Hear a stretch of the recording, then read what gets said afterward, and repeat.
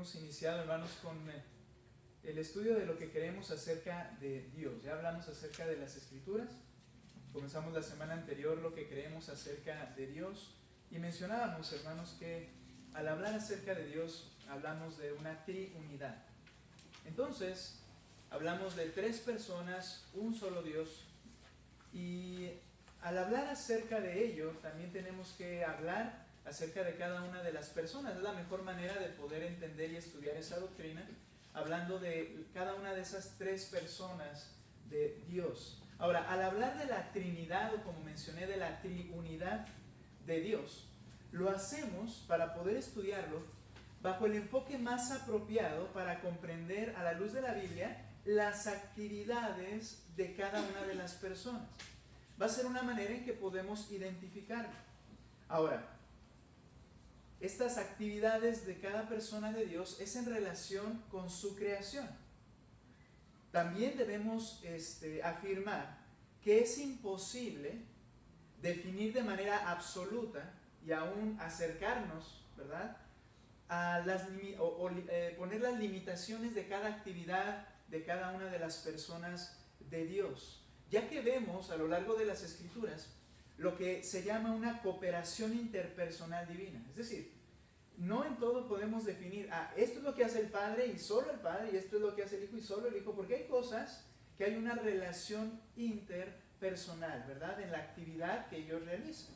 Ahora, ciertamente hay otras que es muy claro que podemos entender, ¿verdad?, que la hizo una de las personas. Por ejemplo, el que vino y murió en la cruz no fue el Padre, fue el Hijo. Eso es muy claro. El que viene a morar dentro del creyente es el Espíritu Santo. Dice que es nuestro cuerpo templo del Espíritu Santo. Pero hay otras áreas en las cuales no podemos marcar un límite bien definido, sino solo acercarnos y poder comprender lo que la revelación bíblica nos otorga al respecto. Entonces, hoy hablaremos lo que creemos acerca de Dios el Padre. Lo que creemos acerca de Dios el Padre. En primer lugar, entendemos, antes de entrar al primer punto, pero entendemos que Dios el Padre es la primera persona de la Trinidad. Siempre que lo vemos mencionado, se menciona como la primera persona de la Trinidad, y es a Él a quien vamos a estudiar en este momento. Lo que creemos acerca de esa primera persona de la Trinidad, que es el Dios Padre.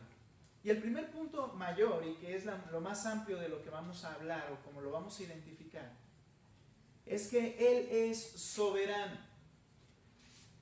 El Padre es el soberano. Pastor, ¿y Cristo no es soberano? Sí, volvemos al punto, ¿verdad? Pero vamos a ver, hermanos, cómo Él es el soberano. Quiere decir, ser soberano, quiere decir que Él es el gobernador de absolutamente todo el universo. Y con absoluto poder lo hace. Es el gobernante absoluto del universo y lo hace con poder, con todo su poder. Desde el átomo más pequeño hasta la galaxia más grande, todo está bajo su control absoluto de Dios Padre y sin estrés alguno. No batalla para hacerlo. En un instante Él gobierna cada átomo de cada cosa que Él creó, y al mismo instante Él gobierna cada galaxia y cada milímetro de movimiento de ella, porque así es Dios y lo hace sin estrés. Eso quiere decir que Él es soberano. Y quiero que veamos algunos aspectos que la Biblia menciona en cuanto a esa soberanía. Él es el soberano, es decir, repito, gobernador de absolutamente todo el universo con absoluto poder, sin esfuerzo. Y Él es soberano, dentro de la soberanía, Él es soberano en la creación. Él es soberano en la creación. Cuando hablamos de la creación, obviamente, hermanos, se refiere a todo lo que Él realizó. No hay nada que no exista, que no haya sido creado por Él. ¿De acuerdo? Fuera de la creación está Él. Y fuera de Él no hay nada. Él es todo, más bien dicho. Él es el origen de todo lo creado. Por tanto, Él es soberano en la creación. Él es soberano en la creación porque Él es el creador de absolutamente todas las cosas. Nota por favor Apocalipsis capítulo 4. Vamos a ir viendo textos de las Escrituras que nos dan que nos enseñan estas verdades. Apocalipsis capítulo 4, versículo 11. Y le dice al que está sentado en el trono: Señor, digno eres de recibir la gloria y la honra y el poder, porque tú creaste todas las cosas y por tu voluntad existen y fueron creadas. Dice que Él creó todas las cosas y es por su voluntad que permanecen y es por su designio que fueron realizadas. Es verdad que hay cosas que decimos, bueno, ¿y cuál es el propósito de esta creación en particular? Bueno, fue el designio de Dios. Y si Él lo creó es por una razón, porque Él lo creó todo. Y por eso volvemos al punto: Él gobierna desde el más pequeño átomo hasta la más grande galaxia. Todo lo creó Él. Él es el creador de todas las cosas. Y dice este texto: y por eso eres digno de recibir la gloria, es decir, la alabanza, el hablar bien de Él y de lo que Él ha hecho. La honra, porque Él es el que tiene el puesto más alto, dice este texto. Y el poder, a Él le pertenece. Porque tú creaste todas las cosas, por tu voluntad existen y fueron creadas. Dentro de esto, hermanos, Él creó todas las cosas, es cierto, y las que están con alguna clase de defecto en nuestra mente, Él creó todas las cosas. Hay un texto que dice: Él hizo al ciego y Él hizo al mudo. Él lo hizo. Ha sido su designio, ha sido su voluntad y Él no se equivoca. Él creó todas las cosas y por tanto Él es soberano sobre la creación. Él gobierna sobre todo lo que Él creó, es el dueño de todo. Es soberano en la creación. Y debemos decir también que no solo es el creador de todas las cosas, sino que el Padre, de acuerdo a su propósito y por su gracia, ordena y dispone todas las cosas. El Padre, de acuerdo a su propósito en esta soberanía sobre la creación o en la creación, el Padre, de acuerdo a su propósito y por su gracia, ordena y dispone todas las cosas. Vean lo que dice Romanos capítulo 11, versículo 36. Romanos 11, 36. ¿Listos? Sé que están anotando y pueden hacerlo. El texto aquí lo vamos a proyectar. 11, 36. Noten. Porque de Él, por Él y para Él son todas las cosas. A Él sea la gloria por los siglos. Amén. El Padre creó todas las cosas de acuerdo a su propósito y por su gracia. Pero no solo eso, sino que también las ordena y las dispone. Es decir, hermanos, que nada está por accidente. Él ordenó las cosas así como están y así como iban a funcionar por su propósito que hay en su corazón y por su gracia que las hizo. Tenemos un ejemplo de esta realidad en la vida de Nabucodonosor. Note por favor, vamos a ver cómo Nabucodonosor, después de haber sido juzgado por Dios, reprendido, castigado por Él. Note las palabras de Nabucodonosor, el rey del mundo en ese momento, del imperio más grande, Babilonia en ese momento. Y noten lo que dice Daniel capítulo 4, versículos 34 y 35. Daniel 4, 34 y 35. Es Nabucodonosor el que está hablando. Y vean lo que dice este rey. Después de haber sido reprendido, anduvo como una bestia. Dice: mas al fin del tiempo, yo Nabucodonosor alcé mis ojos al cielo, y mi razón me fue devuelta. Mire, a cada paso que vamos a ir dando se va a dar cuenta quién gobierna sobre esa área. Mi razón me fue devuelta. El raciocinio, la inteligencia de cada persona le pertenece a Dios. Y si Él quiere la quita y hace necio. Y luego vimos un pasaje que dice que Él pone a gobernar a necios. ¿Y sabes por qué? Porque Él todo lo ordena y lo dispone para su propósito. ¿Por qué hay gobernantes o reyes necios? Porque hay líderes necios entran dentro del control y orden del Señor. Él quiere lograr algo al permitir y obrar de esa manera en las circunstancias también que parecen a veces accidentales. Mi razón me fue devuelta, Dios se la quitó. Mi razón me fue devuelta y bendije al Altísimo y alabé y glorifiqué al que vive para siempre, cual voz de profeta. Era el rey Nabucodonosor, del cual Saddam Hussein quería ser imitador. Saddam Hussein anhelaba ser un Nabucodonosor, lo puso del otro lado de la moneda iraquí, porque él quería llegar a ser Nabucodonosor, y Nabucodonosor dice esto al darse cuenta ante quién estaba peleando, que era el Dios Todopoderoso. Y alabé y glorifiqué al que vive para siempre, cuyo dominio es sempiterno y su reino por todas las edades. Noten 35, todos los habitantes de la tierra son considerados como nada. Ahora, con este texto no queremos decir que tengamos a un Dios que no sea bondadoso, amor, y que sea un Dios inmanente. ¿Qué es esto? Que se relaciona con cada persona. Como ya vimos en la primera sesión, Dios es excelso y nada lo puede contener, pero a la vez Él está con cada persona y se relaciona de manera personal.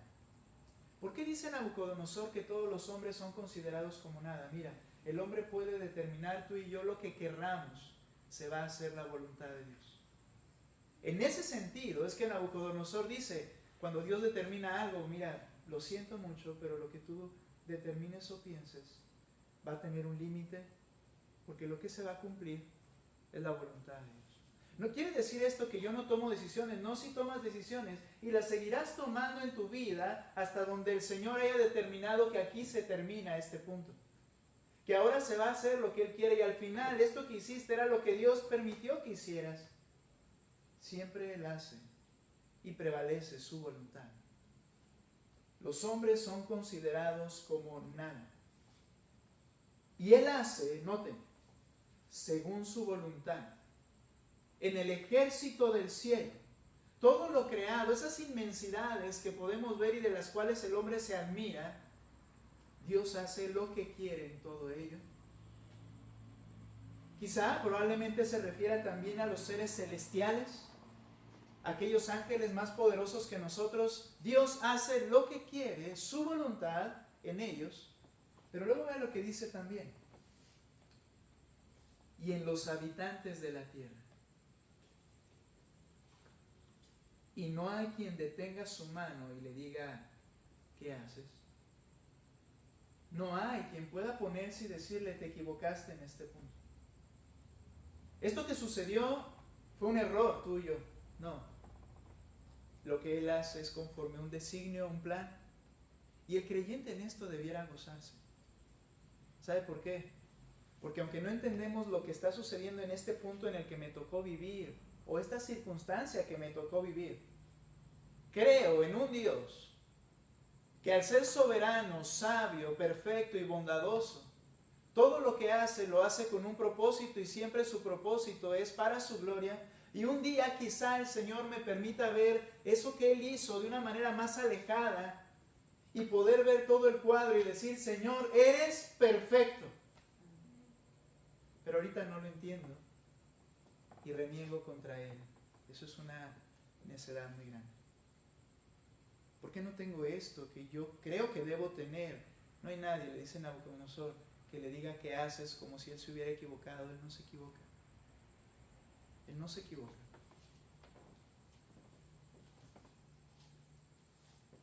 El Padre, de acuerdo a su propósito y por su gracia, ordena y dispone todas las cosas.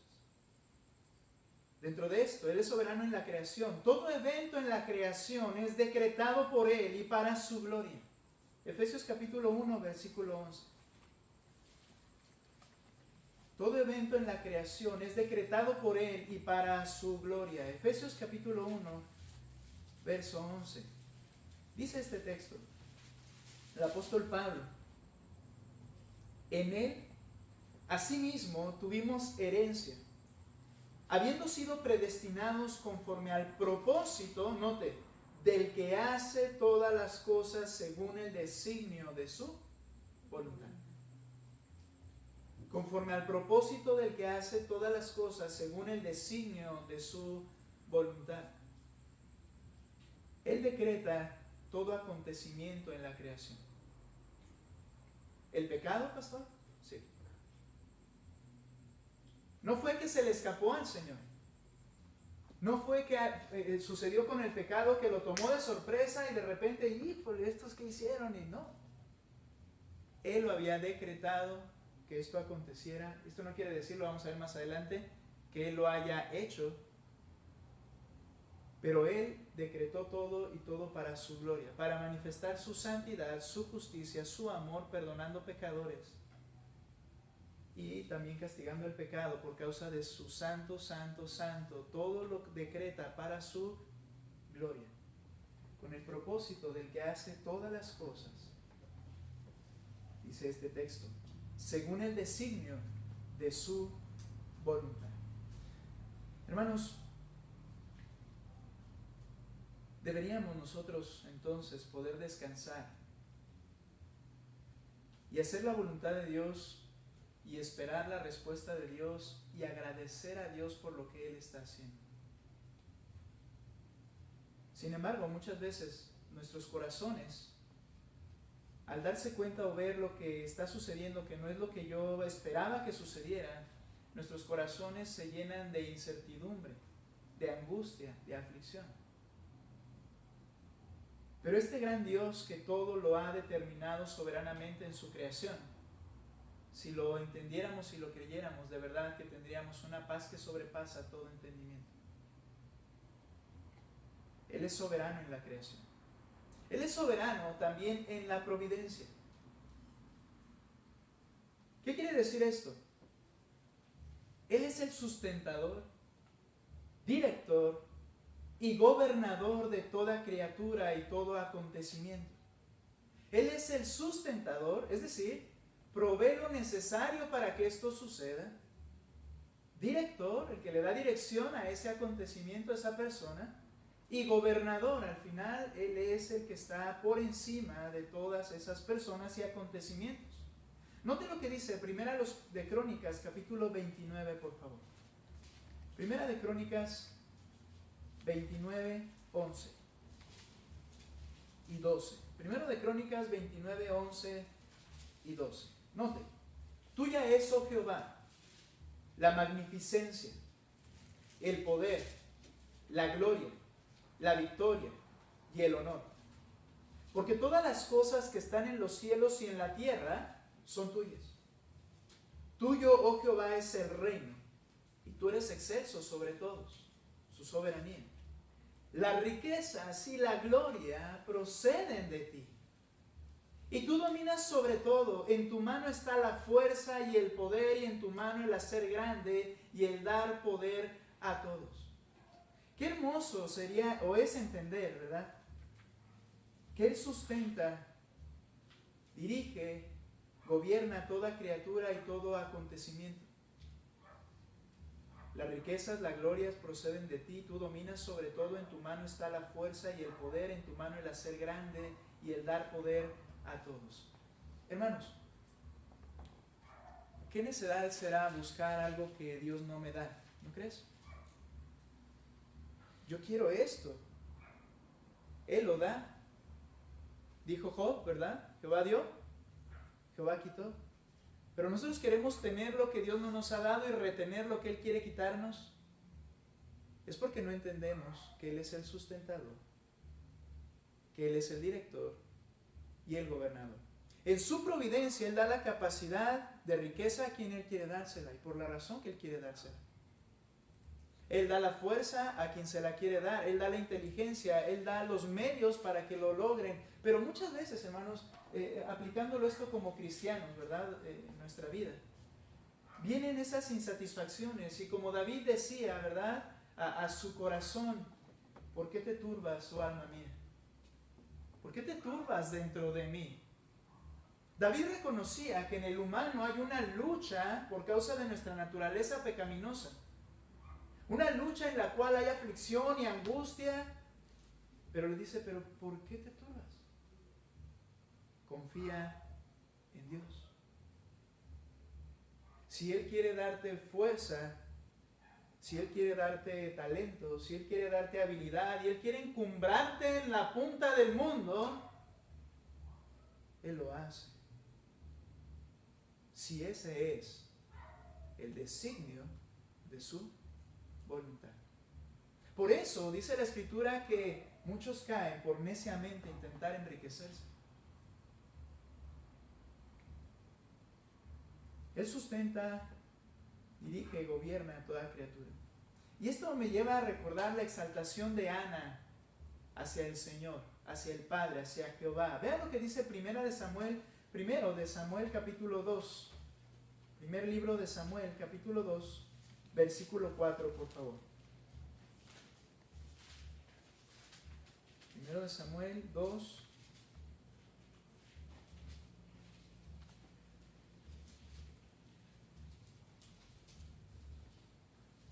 Después de que el Señor le da ese hijo por el cual ella vivía afligida y rogaba al Señor que le diera un hijo, Ana ora después de llevar a Samuel al templo. Y en el capítulo 2, versículo 4, note por favor las palabras de una creyente. Recuerde que cuando hablamos acerca de inspiración, para poder quedar plasmado en la palabra de Dios, la persona que estaba escribiendo, en este caso la persona que estaba hablando, que era Ana, era consciente de lo que estaba diciendo. No piensen, ay, ¿cómo habló Ana? Pues guiada por el Espíritu, porque yo creo que no entendió nada de lo que dijo. No. Nota por favor lo que ella entendió de su Dios. Versículo 4. Los arcos de los fuertes fueron quebrados. En un tiempo fueron fuertes y sus arcos fueron quebrados. Esos ejércitos poderosos disminuidos. Los arcos de los fuertes fueron quebrados y los débiles se ciñeron de poder. Esas naciones que estaban siendo oprimidas de repente se levantan poderosamente y se defienden. ¿Ok? Los saciados se alquilaron por pan. Los que estaban ricos y en abundancia llegaron a un punto en que por pan se rentaron porque no tenían que comer. Los hambrientos dejaron de tener hambre. Hasta la estéril ha dado a luz 7. Y la que tenía muchos hijos languidece. ¿Por qué acontecen estas cosas?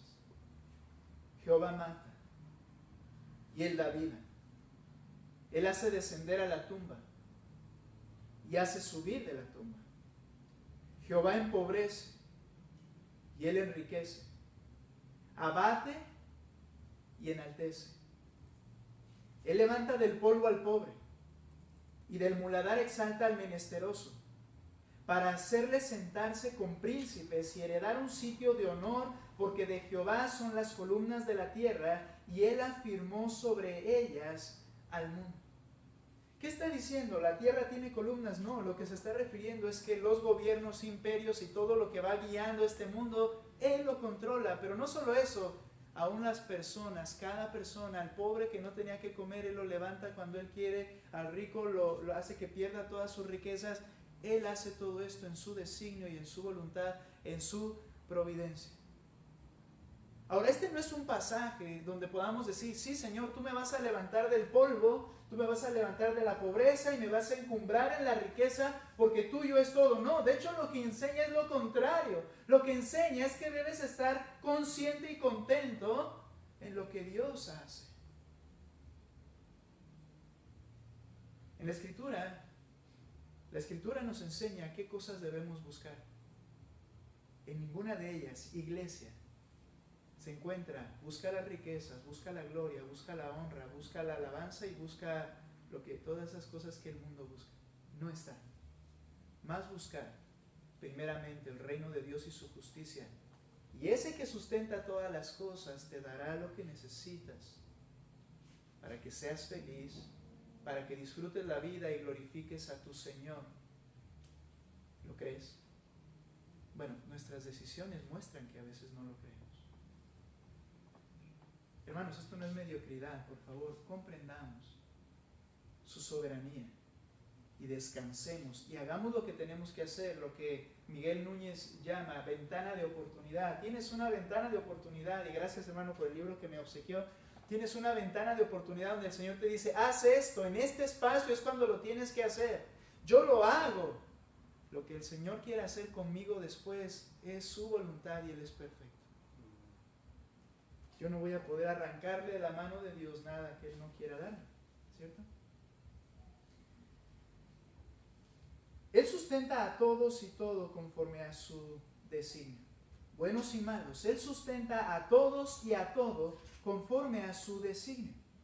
Note por favor el Salmo 104, 24 al 31. ¿Se imagina, hermano, cuando vemos el texto acerca de el que da alegremente? Cuando damos de manera alegre esa orden a la iglesia, cada uno dé conforme propuso en su corazón. Y viene una promesa en la que el Señor dice que Él sustentará de una manera abundante para seguir dando de manera abundante. ¿Acaso su mano estará retraída o no podrá hacerlo? Nota este salmo, 104, 24 al 31. Él sustenta a todos y todo conforme a su designio. Dice aquí, 104, 24. Cuán innumerables son tus obras, oh Jehová. Hiciste todas ellas con sabiduría, en ninguna se equivocó. La tierra está llena de tus beneficios. He aquí el grande y anchuroso mar, en donde se mueven seres innumerables, seres pequeños y grandes. Imagínate el más pequeño pececillo y la más grande ballena será, ¿verdad? El animal más grande que puede estar en la actualidad allí. Quién sabe si haya otros escondidos que no conocemos, no vamos a entrar en esa situación, pero dice, desde los más pequeños hasta los más grandes, dice, allí nadan las naves, allí está el leviatán que hiciste para que jugase en él. Y note, todos ellos esperan en ti, que les des su comida a su tiempo. ¿Recuerdan la oración, el modelo de oración de Cristo? El pan nuestro de cada día, dánoslo hoy. Es un reconocimiento del creyente de que así como el Señor le da de comer al pez más insignificante, a la esponja o la estrella de mar menos capaz, Dios, el Creador, le da lo que necesita a ese animalito, y al animal más grande, Él lo tiene dispuesto y dice, tú les das lo que necesitan en su tiempo. Y el creyente ora y dice, el pan que tú tienes para mí, dámelo hoy con confianza y para glorificar al Señor, sin nervios, sin angustia, y el pan y el sustento, porque ese que alimenta a los peces y ballenas no tendrá cuidado de ti. ¿Qué le dijo el Señor? Hombre de poca fe. Y eso iba dirigido a los creyentes. Y luego dice 27, todos ellos esperan en ti para que les des su comida a su tiempo. ¿Les das? ¿Recogen? ¿Abres tu mano? Se sacian del bien. Hermanos, esto aplica a toda la raza humana. Él sustenta la comida a cada persona, buenos y malos. Él abre su mano y ellos recogen. A unos les da muchísimo más y almacenan y llenan graneros. Otros les da un pan y una tortilla cada día. Es Dios el que lo hace. Escondes tu rostro, se turban. Les quitas el hálito, dejan de ser y vuelven al polvo. Si Él no sustenta, la criatura deja de existir. Decía Paul Washer, si Él girara su rostro, solo un momento, toda la creación así desaparece. Y Él determina a veces, en su momento, en su tiempo, decir, ya no te daré un palpitar más de tu corazón. Este es el último. Termina. ¿Quién lo hace? Dios. Y Dios es sabio. Me hace recordar a Jesús cuando les dice en Mateo 10:29, ¿no se venden 2 pajarillos por un cuarto? Era la moneda más pequeña y te daban 2 pajarillos por un cuarto. Y les dice, bueno, pues con todo, ninguno de ellos cae a tierra sin vuestro Padre. Fue la voluntad del Padre, ese que gobierna, que sustenta a todo y a todos conforme a su designio, que ese pajarillo cayera en la trampa del que lo cazó. No cayó porque fuera muy hábil el cazador. No cayó porque fuera una equivocación del pajarillo. Ninguno cae a tierra si no es por tu Padre. ¿Notas? ¿Notas toda la grandeza y el control y la soberanía del Señor como para que podamos descansar en Él? Él es soberano en cuanto a la creación, en cuanto a la providencia, y Él es soberano en la redención. Como Salvador, Él es soberano en la redención. Acompáñame a Efesios capítulo 1, por favor. Él es soberano en la redención. Por gracia, Él escogió a los suyos. Por gracia, Él escogió a los suyos. Efesios capítulo 1, versículo 4 al versículo 6. Según nos escogió en Él, es en tiempo pasado,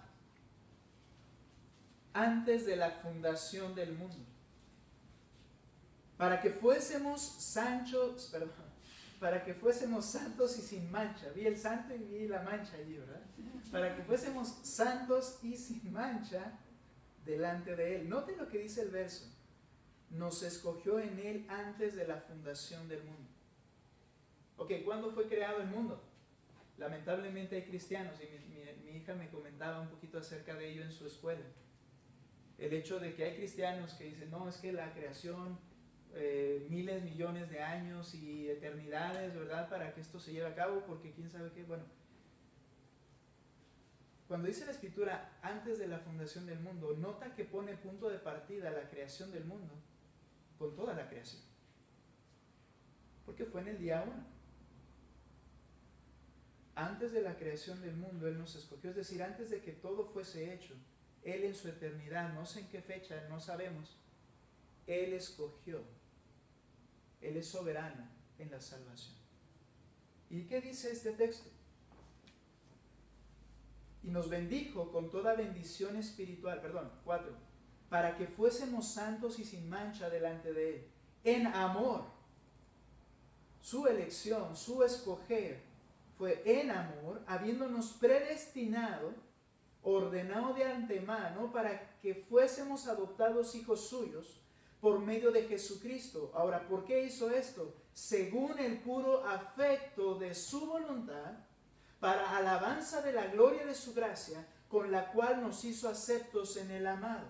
Hay una teología de algunos de nuestros hermanos, la cual respetamos, pero ellos consideran que este pasaje, cuando habla acerca de escoger, es que Él, porque en Pedro habla acerca de la presencia de Dios, que el Señor en la antigüedad, como Él podía ver el futuro porque era Dios, Él vio a través de los tiempos, y Él entonces vio qué personas creerían en Él, y esas personas que creían en Él las escogió. Bueno, si eso es escoger, pues entonces está medio equivocado, porque el que escogió fue el hombre, no Dios. Ahora, Él no necesita ver a través del tiempo, porque de hecho, no es ver quién cree en Él como una obra que sea digna de decir, ok, este va a creer, lo voy a escoger. Dice la razón con la cual escogió, según el puro afecto de su voluntad. Es decir, porque Él quiso, no porque yo quise, aunque sea en el futuro, sino porque Él quiso en el pasado. Según el puro afecto de su voluntad. Tenemos redención por su sangre, el perdón de pecados según las riquezas de su gracia. Él es soberano en la redención porque por gracia Él escogió a los suyos. Salva de pecado y condenación a todo el que viene a Él a través de Jesucristo. Él ha establecido de manera perfecta, porque luego se van otros al otro extremo y dicen, yo fui elegido, entonces aunque no cree en Cristo, no vaya a la iglesia y no tengo una Biblia, yo soy salvo porque Él me eligió. No, muy claramente el Señor salva a todos los que se acercan a Él a través de Jesucristo. Noten por favor este texto. Segunda a los Corintios capítulo 5, versículo 18.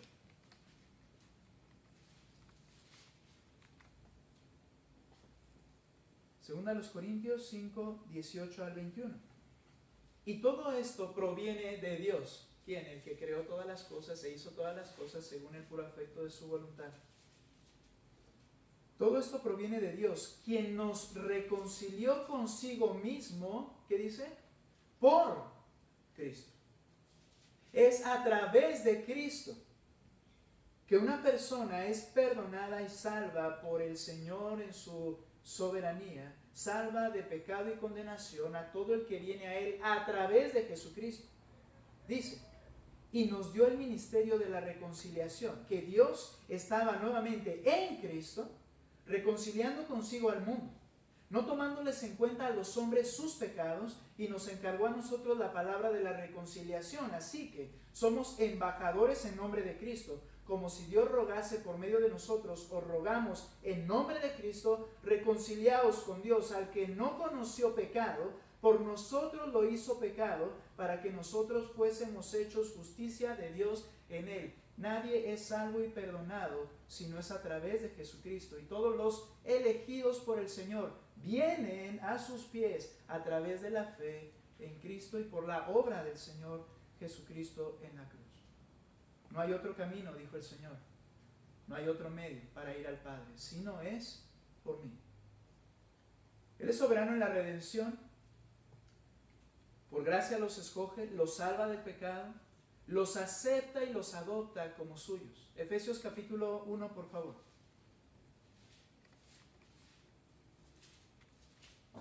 Ayúdenme a leer, por favor, este texto. Lo leímos hace un momento, pero vamos a leer Efesios 1, 3 al 6. Note, por favor, los acepta y los adopta como suyos. Juntos, hermanos, 1, 3 al 6. Dice: bendito sea el Dios y Padre de nuestro Señor Jesucristo, que nos bendijo con toda bendición espiritual en los lugares celestiales en Cristo, según nos escogió en Él antes de la fundación del mundo, para que fuésemos santos y sin mancha delante de Él, en amor, habiéndonos predestinado para ser adoptados hijos suyos por medio de Jesucristo, según el puro afecto de su voluntad, para alabanza de la gloria de su gracia, con la cual nos hizo aceptos en el amado. Notas, Cristo, en el amado, pero ¿qué hizo? Adoptados como hijos.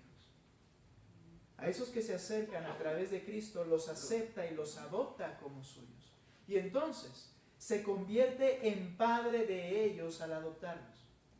Romanos 8:15. Todos esos beneficios nos son otorgados como hijos legítimos, pero somos adoptados por el Padre. Romanos 8:15, por favor. Dice la Escritura así: pues no habéis recibido el espíritu de esclavitud para estar otra vez en temor, esclavizado en pecados y bajo la ley, sino que habéis recibido el espíritu de adopción, por el cual clamamos, Abba, Padre. Papi. Abba es ese papi, de confianza de un niño pequeño a su padre. Y Pater, ese mi Señor, mi Padre. Cada creyente tiene en él a su tierno Padre, cuidador y amoroso, y a su autoridad y norma a la cual deben seguir y obedecer. Por esa adopción somos hijos suyos y podemos clamar, Abba, Padre. 16, por favor, note lo que dice el 16. El Espíritu mismo da testimonio a nuestro espíritu de que somos hijos de Dios.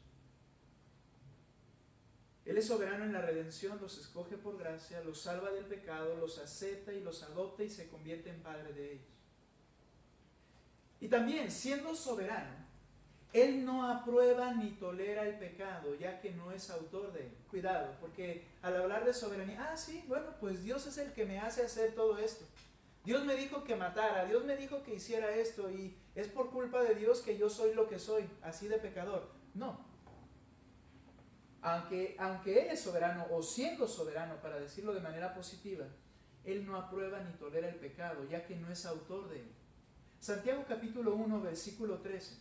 Él les enseña una falsa idea, o les advierte acerca de una falsa idea que podía haber en sus mentes, acerca de que las tentaciones, la atracción a pecar, era por causa de Dios en sus vidas. Y Santiago corrige este error y les dice en el 1:13, cuando alguno es tentado, no digas que es tentado, no diga que es tentado de parte de Dios. Porque Dios no puede ser tentado por el mal, ni Él tienta a nadie. Ay, es que no, me atrae eso y, ay Dios, ¿por qué me haces esto? Dios no lo está haciendo. Le explica enseguida, tú eres atraído por tu naturaleza pecaminosa que está en tu corazón. Lo que te gusta es lo que buscas. Esa es la tentación. Está en tu corazón, tu naturaleza pecaminosa. Y luego les dice en el versículo 17, 1:17 de Santiago. Toda buena dádiva y todo don perfecto desciende de lo alto. Todo lo que Dios hizo fue y es sumamente bueno en gran manera. Toda buena dádiva y todo don perfecto desciende de lo alto, del Padre de las luces, en el cual no hay mudanza, es decir, Él es inmutable, no cambia, su carácter no cambia, ni sombra de variación. Él, hermanos, no aprueba ni tolera el pecado, ya que Él no es el autor del pecado. Habacuc capítulo 1, versículo 13. Habacuc se manifiesta desesperado, porque está viendo cómo el pueblo escogido de Israel por el Señor está siendo atacado y destruido. Y Habacuc manifiesta una desesperación. Note lo que dice, por favor. Leemos Habacuc capítulo 1, versículo 13. Dice la Escritura, muy limpio. No hay muchas Biblias en Habacuc, hicieron trampa. Si lo tienen en sus Biblias, también Habacuc. Capítulo 1, versículo 13 dice, muy limpio eres de ojos para ver el mal, ni puedes ver el agravio. Él es tan santo, no tiene relación con el pecado, que aún sus ojos, dice Habacuc, eres tan limpio que no lo puedes ver. Pero luego vean la desesperación de él, dice, ¿por qué ves a los menospreciadores y callas cuando destruye el impío al más justo que él? Habacuc quisiera que Dios actuara de inmediato en justicia, pero recuerda, Dios es el orquestador de todo. Paciencia, Él sabe lo que está haciendo. Pero este texto nos dice la santidad del Señor y su no participación con el pecado. Ahora, siendo soberano, Él no aprueba el pecado, y siendo soberano, Él no anula la responsabilidad de las criaturas que son morales e inteligentes. Es decir, cada persona toma sus decisiones personales, individualmente, y el Señor va a juzgar de acuerdo a sus obras. Dios no anula su responsabilidad, porque son inteligentes y morales. Primera de Pedro capítulo 1, versículo 17, nos dice lo siguiente. Primera de Pedro 1, 17. Y si invocáis por Padre, estamos hablando del Padre, y si invocáis por Padre a aquel que sin acepción de personas juzga según la obra de cada uno, si nos juzga de acuerdo a nuestras obras es porque somos responsables de nuestras obras. ¿Y cómo funciona esto? No lo sé. Con que Él y su voluntad siempre se cumple y aún lo que estoy haciendo es dentro, es el plan y el propósito y se acomoda todo lo que el Señor quiere que haga, pero estoy haciendo cosas que no van de acuerdo a la voluntad del Señor. La realidad es que eres responsable de lo que estás haciendo y Dios te va a llamar a cuentas, pero al final no podrás estropear su plan. Dios te va a llamar a cuentas de las decisiones que tomas. Él es responsable y cada ser humano lo es. Él no anula la responsabilidad de sus criaturas, ya que son morales e inteligentes. Dios los creó así. El Padre, Él es el soberano. Ahora, el segundo punto, pero será sumamente breve. Su paternidad. ¿Qué significa decir que Él es Padre? Bueno, en primer lugar, voy a ver 3 puntos aquí. Su paternidad. Su paternidad es su designación dentro de la Trinidad. Vemos que hay un orden de autoridad, de sujeción autoridad y sujeción en la misma Trinidad, sin que esto afecte su divinidad de cada una de las personas. Primero a los Corintios 11:13, cuando el apóstol Pablo está hablando acerca de que las mujeres deben someterse a sus maridos en la iglesia y en el hogar, Él dice, porque el marido es cabeza de la mujer, así como Cristo es cabeza del varón y Dios cabeza de Cristo. Se refiere al Padre. Su paternidad de esta persona de la Trinidad, que es el Padre, es por su designación dentro de la Trinidad. Hay un orden allí de autoridad y sujeción, sin afectar esto su naturaleza divina de cada uno de las personas de la Trinidad. Pero Él es el Padre. Alguien explicó que Él como Padre es el iniciador de todas las cosas. El Hijo es el mediador por el cual las cosas se van a hacer. Y el Espíritu Santo es el capacitador, es decir, el que lleva a cabo las cosas hasta su resultado final. Pero hay un Padre, esta es la designación dentro de la Trinidad. Ahora, su paternidad también significa que Él es Padre de todos los hombres como Creador. Vean conmigo, por favor, Efesios capítulo 4, verso 6. Él es Padre de todos como Creador. He de confesar que a veces he sido muy celoso con este término. Y en algunas ocasiones cuando alguien dice acerca de que mi Padre Dios, y uno les quiere decir, es que no es tu Padre, tú eres hijo del diablo y cosas como esas, ¿no? En Juan 8:44. Pero en realidad, hermanos, es que sí, Él es Padre de todos los hombres. Efesios capítulo 4, versículo 6. Noten a qué nos referimos. Un Dios y Padre de todos, el cual es sobre todos, por todos y en todos. ¿A qué se refiere? A que Él es el Creador.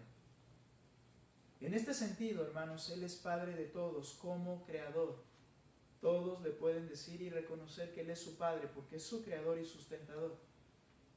Pero en tercer lugar, y termino con esto, Él es Padre espiritual solo de los creyentes.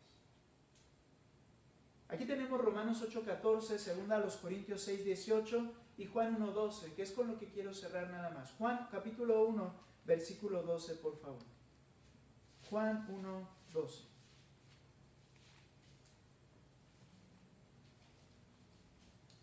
Dice la Escritura, mas a todos los que le recibieron, a los que creen en su nombre, les dio potestad de ser hechos hijos de Dios, los cuales no son engendrados de sangre, ni de voluntad de carne, ni de voluntad de varón, sino del que hace todas las cosas según su voluntad, sino de Dios. Él es Padre espiritual solo de los creyentes. Hermanos, es un dueño de todo, gobierna todo, lo conduce todo, lo sustenta todo con poder, sabiduría y bondad. Y si es nuestro Padre espiritual, aquellos que hemos creído, ¿cómo no podemos descansar en su persona? ¿Cómo no podemos ir cada noche y genuinamente y con un verdadero corazón decirle, Padre, gracias por lo que ha pasado en este día? Así haya muerte, así haya daño, así haya pérdida, decirle, todo lo que tú haces, lo haces perfecto. Gracias, Padre. Y descansar en Él. ¿Te estás viendo luchando contra el Padre de todas las cosas? ¿O deseas someterse a su voluntad? Vamos a orar. Señor, gracias, Padre, por esta noche. Padre, gracias por poderte llamar Padre nuestro. Gracias por poder entender que estás con nosotros, que eres nuestro Padre espiritual, pero que no solamente eso, sino que gobiernas todas las cosas. Confiamos en ti, Señor. Y yo te ruego por la lucha interna de cada corazón, de aquellos que están luchando, Padre, porque no aceptan lo que está pasando en sus vidas, porque no comprenden las situaciones o circunstancias que les aquejan. Y que como David, Padre, llegamos a un punto a darnos cuenta de que estamos angustiadas nuestras almas. Que podamos, Señor, reconocer esto y poder decir a nuestro propio corazón y a nuestro interior, ¿por qué te abates, oh alma mía? Confía en Dios. Señor, que tu pueblo no actúe como si no tuviese este Dios, resolviendo las cosas con su esfuerzo, con trampa, con mentira, con sobornos, como si pudiéramos arrancarte de tu mano algo que no nos has dado. Perdónanos, por favor. Gracias, mi Dios, por todo. En el nombre de Cristo Jesús. Amén. Vamos a cantar, hermanos, a ese